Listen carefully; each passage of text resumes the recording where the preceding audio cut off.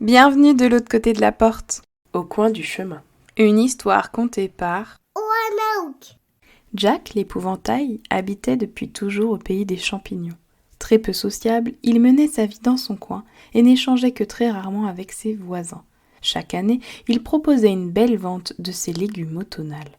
Ainsi, pendant plusieurs mois, perché sur son bâton au centre de son grand champ, il veillait à ce qu'aucun oiseau ou autre animal ne lui pique ne serait-ce qu'un morceau de ses légumes.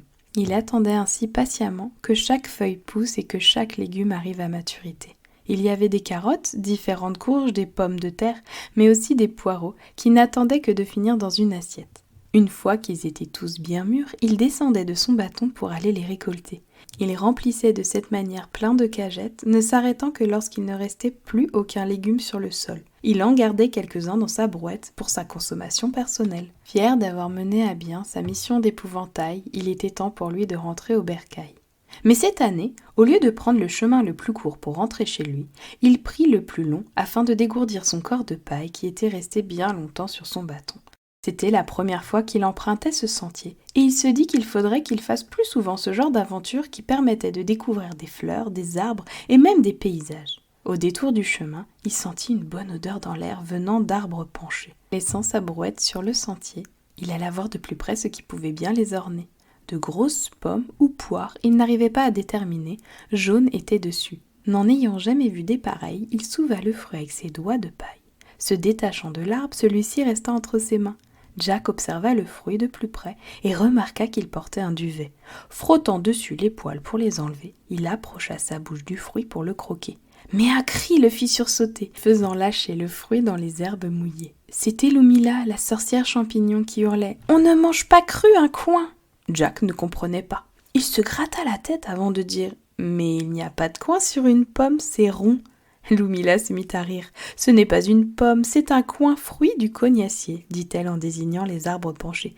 Ce fruit ne se mange surtout pas cru, car il est extrêmement dur et a très mauvais goût ainsi. Il faut bien le faire cuire. D'ailleurs, je viens de sortir un moelleux au coin de mon four. Tu veux goûter ?» Jack accepta avec joie. Le chemin lui avait donné faim, et il avait extrêmement envie de goûter ces choses rondes que l'on nommait coins.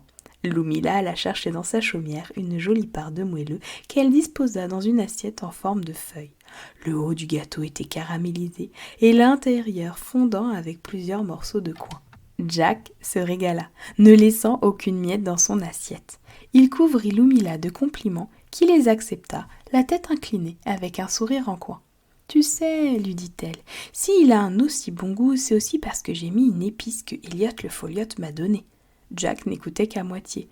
Dodelinant de la tête, il avait une idée. Lors de sa vente automnale, il allait proposer une soupe d'automne avec ses légumes récoltés. Lumila pourrait proposer son superbe moelleux, ainsi que ses coins, faisant ainsi un beau marché automnal. Il exposa son idée à la sorcière champignon qui, après avoir défroissé d'une main sa jolie robe bleue décorée de citrouilles, accepta sa proposition. « Tu devrais aller voir Elliot, lui conseilla-t-elle. Il fait de superbes infusions qui accompagneraient à ravir nos deux préparations. » Jack reprit donc la route, mais cette fois pour aller chez Elliot le foliote. Celui-ci était assis tranquillement dans l'herbe. Jack lui demanda directement où il avait trouvé l'épice que Lumila avait ajoutée dans son moelleux. Malheureusement, Elliot ne pouvait pas lui dire grand-chose à part que c'était une fève tonka. Un sac contenant plusieurs fèves lui avait été remis par des voyageurs en échange d'infusions. Ne sachant pas trop quoi en faire, il en avait troqué la moitié à Lumila contre des coins. Tout en racontant tout cela, il servit une tasse de son infusion à Jack. Celui-ci commença par humer le liquide avant de porter à sa bouche la tasse. C'était bon, pas trop chaud, ni trop sucré, et à chaque gorgée, on pouvait sentir l'automne, les feuilles qui tombent, l'odeur de la pluie. Jack était transporté. Repensant au conseil de Lumila, il s'empressa de proposer à Elliot de rejoindre son marché automnal. Un peu intimidé, le foliote accepta tout en lui demandant s'il ne serait pas un peu à l'étroit devant son portail tous les trois. Jack perdit aussitôt son sourire, c'est vrai que ce n'était pas bien grand. Il promit à Elliot de trouver une solution et reprit le chemin de sa maison. Cette fois, il ne profitait pas vraiment du paysage, trop absorbé par ses pensées. Mais en voyant se dessiner le portail du manoir Z, il eut une idée. Et s'ils faisaient leur marché dans le parc ? Ce manoir était toujours fermé à la visite, mais on pouvait apercevoir à travers les grilles du portail que le parc était bien entretenu, l'herbe était bien tondue, et les arbres taillés représentaient des pelotes de laine. Jack prit son courage à 2 ballots de paille et, remettant son chapeau sur sa tête, il décida qu'il n'avait rien à perdre. Il ouvrit le portail qui, étrangement, ne se trouvait pas fermé et alla toquer à la grande porte. Le silence lui répondit. Alors, prenant fermement sa brouette, il la poussa 2 fois dessus. Une citrouille s'écrasa sur le sol, bruit qui résonna, et fit ouvrir doucement en grinçant la grande porte. Cachée à moitié derrière se trouvait Zélina, le regard méfiant. Jack lui exposa directement son idée, s'installer avec ses voisins dans son jardin et faire un beau marché où tout le monde pourrait trouver et déguster des produits et préparations automnales. De plus, ajouta-t-il, ton parc est magnifique, tu en prends tellement soin. Cela permettra à tout le monde d'en profiter et de voir que tu n'es pas la fée maléfique qu'il pense. Zélina leva un sourcil et ouvrit un peu plus la porte. L'idée de faire vivre son parc lui plaisait, et cet épouvantail avec ce grand sourire lui inspirait confiance. Quand elle accepta, ce sourire était encore plus grand. Jack était heureux. Mais ce n'était pas si simple que ça de préparer un marché automnal. Alors les jours qui suivirent, Jack, Lumila, Elliot et Zélina entreprirent de se réunir afin de monter ensemble ce projet ambitieux. En automne, les jours sont plus courts, il fallait donc des éclairages. Ils demandèrent à un champignon spécialiste du bois de faire de jolies maisons de lucioles afin que celles-ci viennent les éclairer. Et parce qu'ils voulaient les plus jolies décorations, ils entreprirent de mettre dans les arbres des lampignons, bougies champignons que l'on dispose dans les sapins pour Noël. Lumila sortit tout son matériel de dessin et entreprit de créer une affiche qu'ils allèrent tous mettre un peu partout au pays des champignons. Zélina proposa de faire appel à Coton le mouton, afin qu'à la tombée de la nuit, il raconte ses incroyables péripéties. Le jour du marché automnal, une belle banderole souhaitant la bienvenue aux visiteurs était mise à l'entrée là où avant se trouvait le portail fermé. Zélina attendait fièrement en dessous pour accueillir tout le monde. Elle en profitait pour distribuer des petits sacs contenant des petites pelotes de laine qu'elle avait elle-même filées. Tous les stands étaient prêts et décorés. Lumila proposait ses coins, ainsi que son moelleux.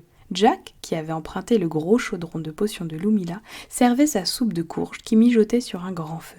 À côté, il avait étalé tous ses jolis légumes récoltés. Elliot, quant à lui, proposait des herbes, des tisanes et servait de bonnes tasses d'infusion. La journée se passa dans la joie et les rires. Les visiteurs venaient de partout et toujours plus nombreux.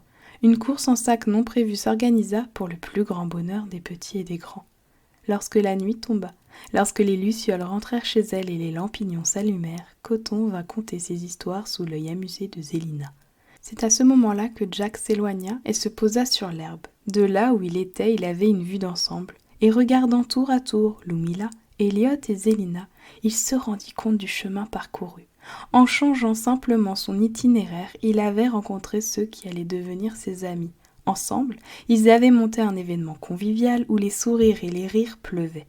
Dans le silence de la nuit, Jack murmura « Seul, on avance vite, mais à plusieurs, on va plus loin, avec le sourire et un ventre bien rempli. » À bientôt pour une nouvelle aventure. Pour encore plus d'histoires de l'autre côté de la porte, pense à t'abonner à ma chaîne YouTube. Retrouve tous les produits dérivés sur ma boutique en ligne.